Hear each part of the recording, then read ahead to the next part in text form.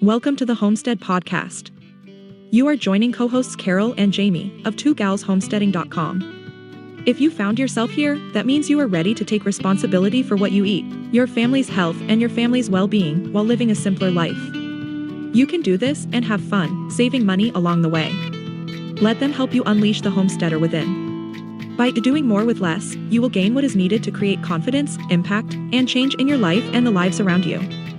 Let's start homesteading. Let's start now.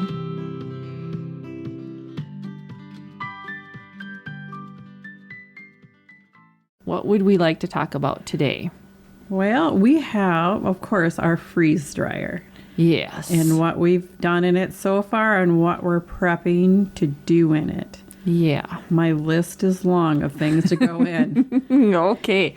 So far we've done pears. Pears? Yep. And I learned today that we're not filling our trays enough. I sent you that picture this morning. Yes. And I was like, oh my goodness. I know. I was thinking the same thing. I guess it's not important that everything be spread out and They won't stick? yeah, that's what they claim. That's what the picture was posted on. The picture of your pears was posted on one of the freeze drying groups on Facebook, and I belong to so many I honestly don't remember which one it is. Yeah, I'm the same way. And they were like, "Oh, you don't have your trays full enough." I'm like, "What?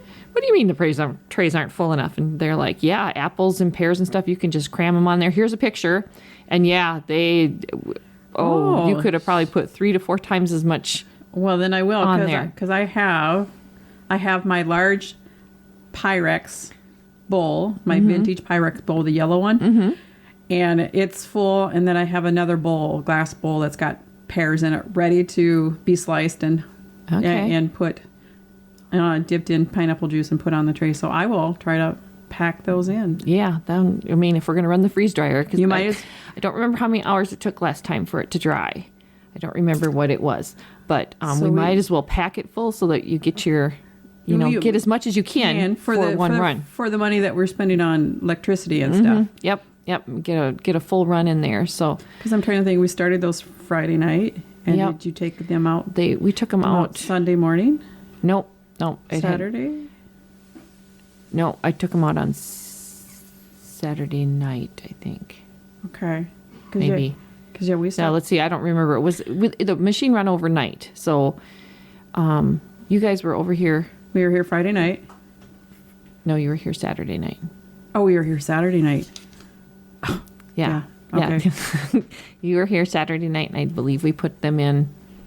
I don't remember, but we started. It was probably later. It was late in the evening because we had recorded our podcast first, if I remember right. Yeah, we had supper recorded and then put them in. And then put them in, and then we took them out on Sunday, which was yesterday. Yep. Because then you stopped by again and picked some up so you could. Did you make your apple crisp? No, I was going to make it. I should have, but I was trying. Life gets in the way. Life got in the way, and technology was making me pull my hair out. Trying to do something with my phone and my computer, and they were like. No, it happens. Yeah. So, we're talking about. Jamie was going to make apple crisp, and she was going to try using the dehydrated pears in there. And then maybe make an adjustment, not necessarily rehydrate the pears, just use them as something to absorb some of the juice from the apples. I was going to incorporate, however many apples my recipe said, I was going to take some of that out and put the pears in there. Okay. So hopefully that it would, not that apple crisp is really soupy and stuff, but there wouldn't be it would be almost more like a cobbler type instead of having a lot of juices in the bottom of the pan. Okay. And stuff. And then I was going to make homemade whipped cream with your cream. Oh, yes. Yum. That is some good stuff. Yes, it is. I did we had done some ground beef as well in the freeze dryer. That turned out pretty good. Yeah. So tell me, this is pre-cooked, right? Yes. I pre-fried it. It's ground beef from our herd of beef out here. And I put... 1.5 pounds on each tray, and I seasoned it. So I just seasoned it like I would for any recipe that I use ground beef in. So it's just seasoned with salt and pepper, and there's onion in there. Okay. I pre-froze it, and then we put it into the freeze dryer. What did it take? 20 hours? I don't remember. I'd have to look on my phone and see because we took pictures of it. It's like the texture of granola. In fact, our daughter Madison came in and she thought I had 4 jars of granola sitting on the table. So that's and it's really light. I did actually use some last night with our supper. I made chili and I used some of that and it reconstituted beautifully. I used like 1.25 cups of the freeze-dried ground beef. I added about 1 cup of water and just left it sit there, and it looked like I had just fried it. It reconstituted fine for me and looked just like it, so I just threw it in with the chili. It just tasted just like, I had just made it fresh. So that was really cool. I will say, though, that Rich tried it right out of the dehydrator, as in the dry form. Yeah, he did not care for that at all. He was ooh, that was nasty. Now, another thought I just had is, instead of reconstituting it with water, if you're making like a chili or something where you're using tomato juice, tomato sauce or anything, could you just throw it in there just like that? I would assume. And maybe throw in a little bit of extra water? Maybe. I don't know. I don't have bone broth running during the summer. Oh, yeah. But in the winter, then I would probably reconstitute it with my beef broth. Yeah. Okay. Just to get that little extra boost in there. But yeah, that's a good idea. I wonder if it would reconstitute with. Because like Bob, even chili, he doesn't like it really soupy. He wants it, he likes kind of thick. Yeah, he likes a stew type consistency. Okay. So if I make a soup, he puts enough crackers in it so it's stew. Yep. And so I'm thinking if that would take some of the soupiness out of a chili, he might enjoy it more. That is probably a really good idea. One of us will have to try We'll that. have to try it down or the line. both of us. We have a list. Yeah, no kidding. We have a list of things to freeze dry and then try it. Yeah. Let's see. Anything else about hamburger? Not that I can think of. Okay. I know I will be doing this again. Oh, I should mention that we actually vacuum sealed the jars. I put my burger into quart-sized jars and then used the canning lids, and then we put it into the Harvest Right freeze dryer. Rich ran the vacuum. He did this while I was working something else, and it took 50 seconds for those to vacuum seal, and you cannot break that seal. Yeah, I haven't tried. So. Yeah. Well, Rich tried. So is there a whole tray in this quart? It was just a little. The one tray didn't quite fit in there. Okay. So I had just a little bit, and that's what I made the chili out of. What didn't fit into my 4-quart jars. Oh, okay. So, and I had, like I said, a little over 1 cup or so left. So I would guess it was maybe. So would it? I don't know. When you reconstitute, do you think it would be like 2 cups then? When you put the water in it and let it sit, do you think it would be a cup? 2 cups? I bet it only reconstituted about 1.5 cups. So it was probably quite a pound. Probably not. Okay. That would be my guess. Should weigh it. See how much it weighs when it's freeze dried. The freeze dried. Well, I've seen that where when you're freeze drying, if you're trying to figure out if it's dry, is to weigh your trays and stuff, and then put them back in and dry them for 2 more hours. Okay. Is that what I've seen? One of those other rabbit holes we have to go down. To me, because that's the biggest thing it sounds like, is to make sure that your stuff is dry, right. truly dried all the way through. Yep. And stuff. And so that would be interesting. I'd have to get a different scale because my scale only weighs 5 pounds. My kitchen scale. Oh, I have okay. a little tiny kitchen scale, Yep. and it will only weigh up to 5 pounds. Yeah. And those trays look like they would be. I have no idea. My kitchen scale, I believe, goes up to 10 pounds. Okay. I think. I'll have to weigh one empty before I fill it today. Okay. And then the only thing that we screwed up on with doing the jars, we forgot to put an oxygen absorber in there. And so we will be using these relatively soon, But that is the one thing, because then Rich tried to take the seal off. To redo it. He was like, nope, I'm going to ruin the jar. We'll just leave it. We'll just use these in a relatively short time. Yeah. So that is the one thing that we did forget to do. That would So I have a question. Okay. That my thing is thinking is like, how long am I preparing this for? They say this stuff can last 25 years. Mm-hmm. Obviously, it won't last 25. It won't be around for 25 years because we'll use it up. Mm-hmm. And I'm like, so what is your projection of how long would you keep this? Granted, you have a herd and you have deep freezes that you want to try to empty out, and ground beef looks like a simple way to do it. Mm-hmm. And so I'm like going... I guess I haven't really thought that far ahead as to how far in advance. How much are you prepping? Yeah, how much I'm prepping for. Right now, I would just really like to empty a freezer. Yeah. And I'm looking at more of that than how long is it going to sit on my shelf. But I do love the idea that if I left it there, it could last for 25 years. Yeah. You know, I mean, Or, even for during these crazy times, you have ground beef on your shelf that's out of the freezer, it's not affected by electricity. right. And that you could probably feed your family for a year or two. Mm-hmm. That would Exactly. Be, yeah, and all you need is water. You don't really. You might need a little electricity or a stove, Some way campfire to heat. your water. Yep. That's kind of a cool concept. Yeah. That's kind of like. Yeah, I know. It's a different way of thinking. Yeah. It definitely is a different way of thinking and trying to remember that, oh, that's right, I have something that's freeze-dried on the shelf that I should use or whatever. Yeah. I don't know. I like I said, haven't really looked real long-term yet. Yeah, I haven't either. I haven't either. I will say that right now I've been using jars because obviously I don't plan on keeping it super long. 'Cause Yeah, they we're say not that- planning it. We're not putting a 10-year plan into effect right now. Right. And I like the ability to reuse my jars. Yeah. And not just throw the Mylar bag away or make it smaller and smaller and smaller until you can't use it anymore. Yeah, that's, like with the food saver bag too. I'm the same way. Mm-hmm. Or, even Ziplocs. I try to minimize my waste. Yeah, I try to, I put leftovers in jars. Mm-hmm. There's another subject we're going to talk about later. And we can talk about that later. Okay. Should we talk about the other thing that we've done then?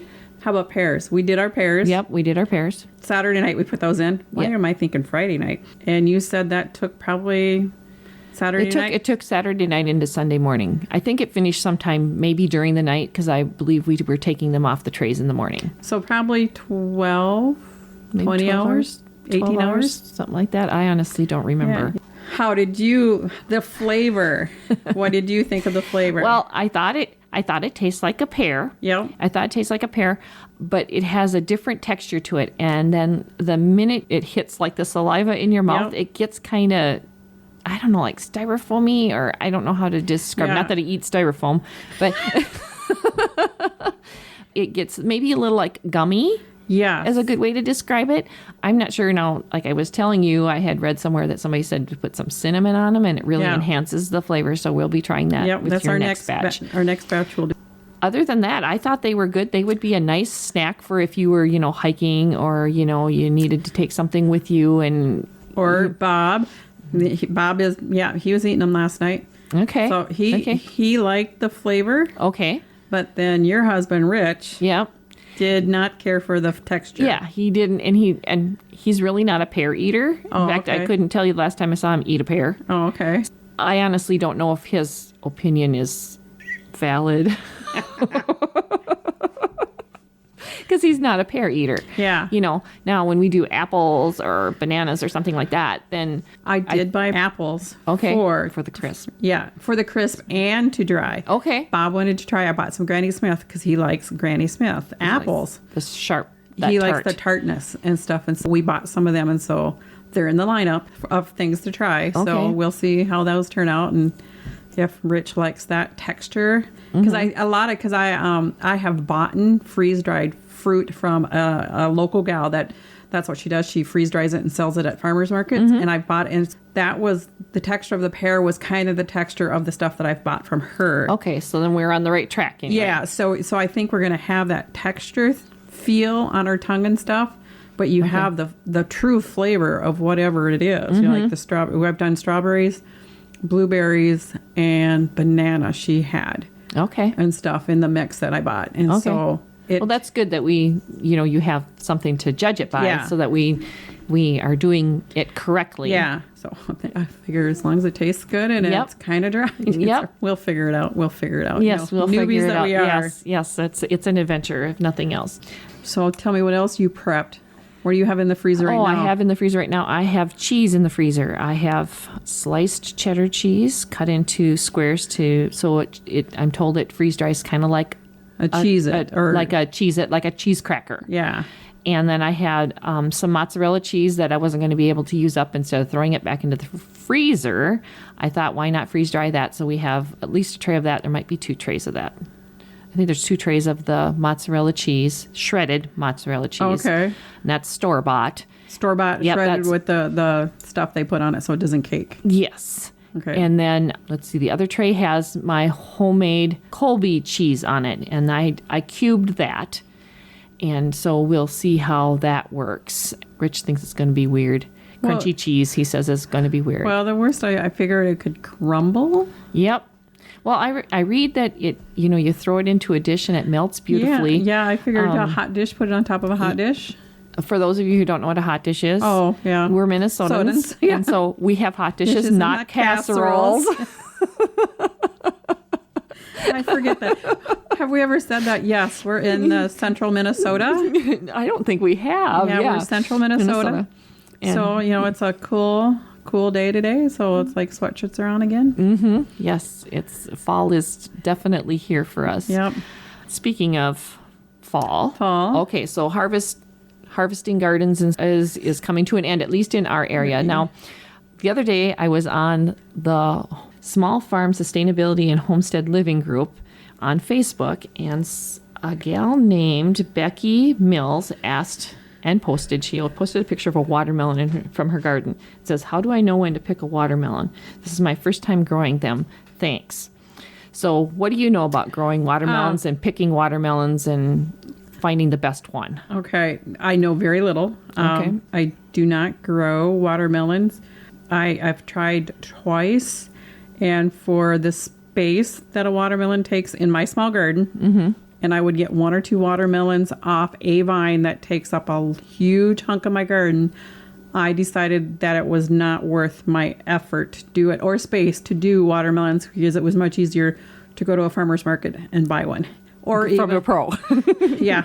Or even, to go to the supermarket and buy one. Yep. It was not worth my space, because it was not something that you could, in my world, preserve and have in the wintertime. And my garden is focused on preserving stuff to take me through the winter, even though watermelon's awesome and I love watermelon.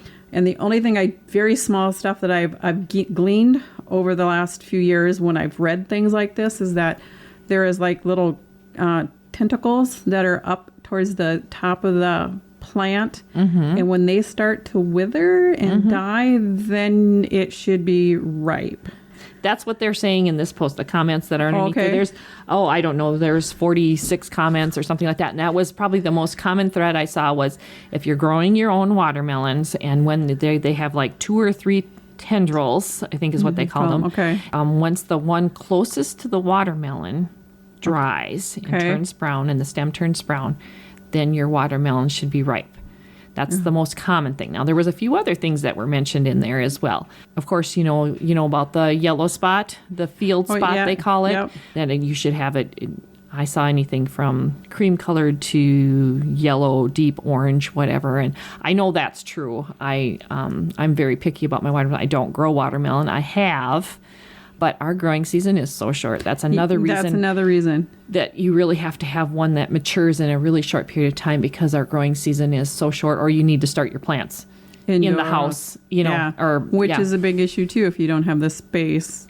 And so that was looking for the field spot, and the more orange it is, the riper, the longer it's been on the vine, the longer it's been laying in the field. Okay. That type of thing. That's another way to tell if it's ripe enough. And also, a shiny watermelon isn't ripe. They need to be dull. They have to be dull. A dull watermelon will be a ripe or a sweet watermelon. Okay. And I'm trying to think of what else did they mention. I know a few things. I mean, people probably laugh at me and Madison, my daughter Madison, because when we pick out a watermelon, seriously, when we're in the store, it's not unusual for me to stand there for 20 minutes going over every single watermelon looking for the signs for a sweet, juicy watermelon that's ripe.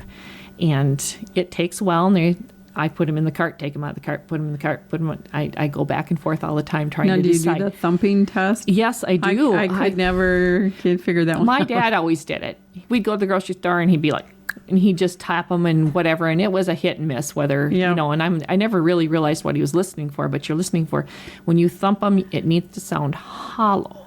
Okay. It's gotta, and your watermelon should feel heavy for its size. Okay. Because that just means it's juicier. And the more uniform the watermelon is, Uniform is as in rounder, you don't have an oblong one supposedly, well, unless it's breed or the variety that's supposed to be oblong, but most watermelons today in the grocery store are round. Yeah. Most of them are round and most of them are seedless. The rounder it is, and I've read the round ones are the females and the oblong or oddly shaped ones are the males, and the females are always Sweeter. Whether that's true or not, I have no idea. But I always try to buy a watermelon that's fairly uniform so it doesn't have a weird spot on it where it's, I don't want to call it deformed, but, oddly shaped. The best advice I ever heard from someone about watermelons is Rich and I were on a trip. We picked up a motorcycle for a friend of ours down in South Carolina. And on our way home, I don't remember what happened. Something happened with the trailer or with our van or whatever. I don't remember the details exactly, but I was left alongside the road with 2 motorcycles on a trailer, and it was along the interstate, and a trucker stopped, and I was like, oh boy, here I am, female standing there, a trailer with 2 Harley Davidson motorcycles sitting on it, and crap. And the guy gets out and he's like, oh, can I help you? And I'm like, oh, my husband's, he'll be back just real soon. He was running for a part or something because something's wrong with the trailer or whatever. And he's like, oh, well, I'll just stay here with you and keep you company till he gets back or whatever. I'm like, okay. And he's like, talks to me a little bit. And he's like, oh, I got my semi is full of watermelons. I'm like, oh, cool. Do you like watermelons? He says. I said, yeah, I love watermelon. I love watermelon. And he's like, well, tell you what, we'll go back there and I'll teach you everything I know about watermelons. And so we went to the back of his truck, and it was literally loaded. Oh my God, that's a lot of watermelon. They were coming from Georgia, and I don't remember exactly where he was going, but they were Georgia watermelons. He's like, here, I'll show you how to pick out a really good watermelon. And he flipped it to the blossom end, and he says, a ripe watermelon will give on the blossom end. You push on that blossom thing, and you just push it a little bit, and if it gives, your watermelon's ripe. And that trick has never failed me. Oh, I did not know that. I'll try that. Yep. And, of course, you want to look for the other things, too. The spot, the field spot that I already mentioned. And, when you're in the grocery store, you can't look for the tendril and all that, that type of thing. And then he said the other thing to look for is to look for webbing on the watermelon. So is that the stripes, what I would call the stripe? Nope. Webbing is where it looks like it's got a scar. Okay, yeah. And it looks kind of like honeycomb or webbing. And he said that's from bugs being on the skin. And it actually, if I remember right, it happens when the melon is fairly young. And he said that bugs will only eat on the sweetest watermelon. So the uglier it is, the sweeter your watermelon is. So if you're in the grocery store and you see a watermelon that doesn't have that on it at all, that goes over in the discard pile as far as I'm concerned. That's the first thing I look for. I look for that first. And then I check the spot and I check the blossom end to make sure that it has some gift. Let's go to the store now. I want a watermelon. We might not be able to find them anymore. I know. Here. Can we find watermelons yet? I was going to say, we're kind of on the end of watermelon season. Well, now that's an interesting thing. On TikTok, I watch TikTok, and there was a gal that her, what is her handle? She talks about buying into the season to buy fruit and vegetables at the end of the seasons because they're better priced. Mm-hmm. And watermelon was one of them. She loves watermelon, and she goes, they're cheaper now than they are in July because they're coming to, and they're trying to move their inventory. And it's like, ooh, can I go find a watermelon? Yeah. Now I want to go look for watermelon. Yeah, now I want to look for watermelon. I don't know. The other thing that was mentioned on the group, and I don't remember who said it, but somebody said that, or actually I think I saw it about 3 different times in a comment, that if you're growing watermelon and your watermelon is ripe and it just rained, wait. Do not pick your watermelon right after it rains. Let it sit for a couple days, let it dry, and your watermelon will be sweeter. Oh, because it's probably watered down. Maybe it dried out a little bit. I don't know. I don't know what the logic is behind that, but I thought that was interesting, and it wasn't mentioned by just one person. It was mentioned by a couple of different people. Okay. And then there was somebody who mentioned that if you put a piece of straw on top of the watermelon, and I don't remember what it was supposed to do. You put a piece of straw on there, so if it turns, then you're supposed to have a ripe watermelon. That is a new one for me. You lay a straw? And I don't know. I thought he said a piece of straw. So I would assume, like, if you're growing your own and you have actually straw, not a drinking straw. Oh, yeah. I read it as a straw, a piece of straw, like bedding. Yep, like bedding. Yes, and so I was like, oh, that's an interesting one. I don't grow watermelon, so that Yeah, I wouldn't know. And if you're in the grocery store, you can't really do that. You take the piece of straw out of your purse. I'm just like, just a minute, I gotta. Well, as long as it takes me to pick out a watermelon, somebody. I wouldn't be surprised if I tried to do that. But okay, somebody's doing a TikTok on you, Carol. Yep, here it is. Here's Jeff Howell. He's the one who said, one known fact that I've never read, run your hands across the top, and if you feel grooves, it's ripe. Also, lay a piece of straw on it, and if it rotates, it's ripe. True story. Okay. So if Jeff knows what he's talking about, I don't know. We might have to wait until next time to try that one. Try that one. I don't know. I thought that was interesting. Yeah. I could see doing that if you're out in the garden or the field or something. That's an interesting one, but some of these old farmer thingies are good tools. Yep. The thing, what else are we prepping is, so I am prepping. I have tomatoes. My tomatoes are slowing down because we're fall. Mm-hmm. We have frost maybe forecast for that's tomorrow night. That's tomorrow night. Oh my goodness. Tonight and tomorrow will be really busy at my house. And so I've been picking tomatoes, and my peppers have slowed down and stuff. So I have tomatoes that need to be something done with them, and there's really not enough to do like a batch of salsa or okay. I was thinking, do I do stewed tomatoes and stuff? But then I thought I had read about making tomato powder in the freeze dryer. And so to take them, just wash them, core them, cut them in chunks, and then throw them on the tray and pre-freeze them and then freeze dry them. And then you would take them out and put them in your food processor or blender and powder them.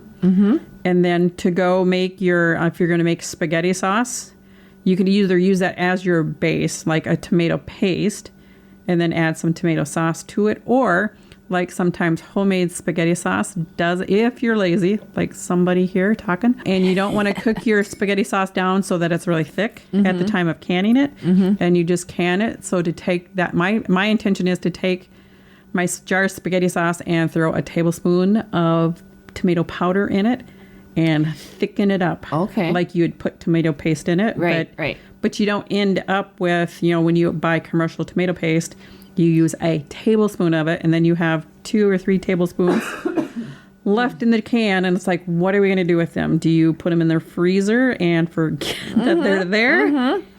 Which I have done a number of times. Or you think, I'll put this in the refrigerator and I'll use it in the next couple of days, and it's like, no, you open it in a few weeks and it's like, ooh, what are we growing here? And so that's I think next. So after the pears. After the pears, to do the tomatoes. Okay, so let me ask you now. We're looking at frost coming. So what do you cover your plants, or do you just harvest everything? And it depends. Like I'm gonna go out and look at my tomatoes tonight and see how many green ones I have on it, because looking at the forecast, the 10 days forecast tonight. Tomorrow night is supposed to be 32. And you said yours said 31. And so, but then the next night it's only in the 40s. I will, like my tomatoes, I will probably cover them with sheets. I have a milk crate of sheets, old flat sheets, fitted sheets that I throw over that's just for my garden plants or wherever we need a drop cloth. And I will cover those because I have enough time that I may get some more ripe tomatoes. Okay. But like my peppers, if I look at my peppers and they look like they're not going to do, if they've only got like 1 or 2 peppers on them, I will pick them and pull them. And then like my I have pulled green beans. I will not cover them because it's hard even to cover them to keep them going, because once it gets cold, their production really slows down. So I will harvest whatever's on my green beans, and then if it freezes tomorrow night and they die, they die. But if I can get if it doesn't freeze all the way and it's still warm, and I can maybe get like another couple because they're slowing down, I'm only getting a handful at a time now. Okay. Just enough. And actually I am taking them. I have a jar of dilly beans. This year I ventured into making dilly beans. And so I have a jar that I've just been taking them, picking a handful at a time and throwing them in there and have them sitting in the refrigerator. Oh, okay. That's a good idea. Yeah. So it's not enough to do a whole batch of dilly beans. And so that's what I figured, I'll use them instead of just letting them waste and stuff. Right. And you got a little snack there. Yeah, I liked them.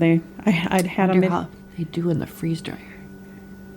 Ooh. Pickled. Yeah, your dilly beans. Dilly beans freeze dried. Oh yeah, that's an idea. Oh, put that on the list. I was just thinking, oh, I wonder how that, they just made like nice little snack. Yeah, You said Bob likes those snacky type things. Yeah. So, Yeah. well, that's, we were at Walmart yesterday. I had, I don't know what the brand name is where they've got the peas snack things. Yes, I've seen them. I don't know what they're called, though. Yeah, I can't remember what the names is. But anyway, what it is they've taken peas and pulverized them, probably freeze-dried them, pulverized them, but then they add other stuff in there and make them look like a pea and then dry them somehow. And it's the stuff that they put in there that I don't want. Right. And stuff. And so it's like, I want to try to make that. I want to try to do that with green beans next summer and then to do that with peas and stuff. So, but to do the dilly beans, ooh. Oh, just a thought. Yeah. Just a thought. Or the list is growing. Yes, I know it is. Next year, you're going to have to look at, okay, what do I want to freeze dry? Let's see, I got to plant that in my garden now type thing. We got to think kind of backwards, so to speak, and so that you can figure that out. If you haven't gathered it, I don't garden out here on the farm, which it probably is unusual for a farmer, but I have free-range chickens, and it's tough with free range. Yep, it's tough, and so for me, I just rely on the farmers markets. I figure they're the experts. Oh well, and Jamie too. She furnishes me with garden produce, but that's what I do. I can garden. I grew up. My parents gardened. My grandparents gardened, and all that kind of stuff. But I just. The pressure, you have the animal pressure out here of like your chickens, let alone raccoons, deer. Yep. You'd have to put a fence. I remember my mom and dad, they put up like almost a 6-foot tall fence around their garden to keep the deer out, but it didn't keep the raccoons out. I mean, you had to be on your corn or the raccoons were over that fence picking it for you. So yeah, you have to fence the animals out when you're out on the farm. And like I said, when we had a hoop building, we actually had a hoop building out here on a greenhouse. It wasn't heated or anything, and that worked really well because I could keep everything out of it that I needed to.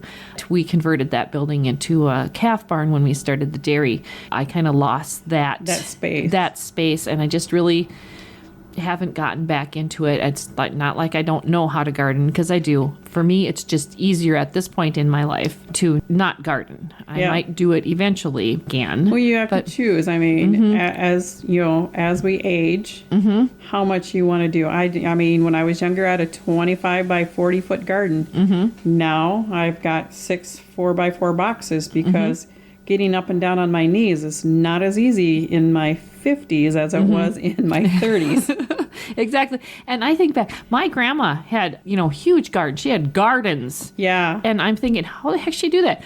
I'm in my 50s, and I remember my grandma, and she was in her 60s when I remember her, and she was still out there gardening. She had a huge orchard, apple orchard, and her and grandpa were out there picking. And I'm like, how did they do that? Seriously. Are we getting lazy in our old age? I know. Are we just older or what? I'm just amazed at when I think about it. My grandma had her last baby at 45. Oh.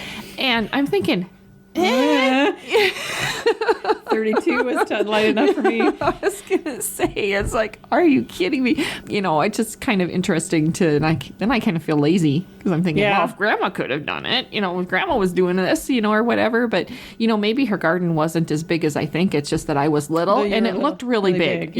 I don't know, but she had everything fenced off. They were out on a farm, and she had her garden was all fenced off for the chickens because she had a laying flock. Yep. And, she had them all fenced off all the time, and I don't ever remember her chickens being in her garden, but gosh darn it, my chickens were in my garden even if I had it fenced off. So I'm not sure how she magically did that. Anyway, we got word this morning from Pico Supply, and they have agreed to do our hosting, or sponsoring us for this next year.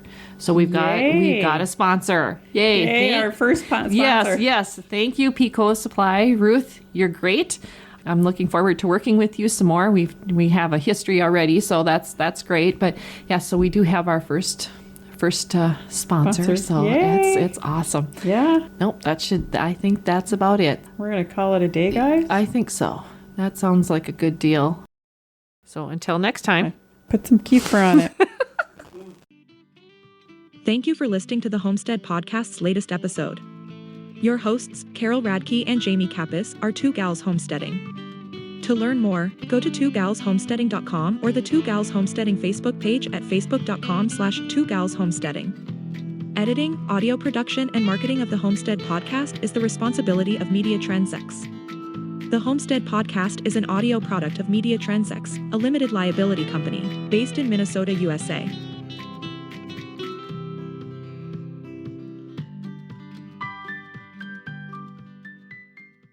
Family-owned PetecoSupply.com brings small-town customer service to their online farm store. PetecoSupply.com specializes in automatic waterers from top brands such as Miraco, Jug, Franklin, Trojan, and Ritchie, as well as other products for your operation. Find your farm supplies and automatic waterers at PetecoSupply.com. That's Peteco Supply.com. Peteco Supply.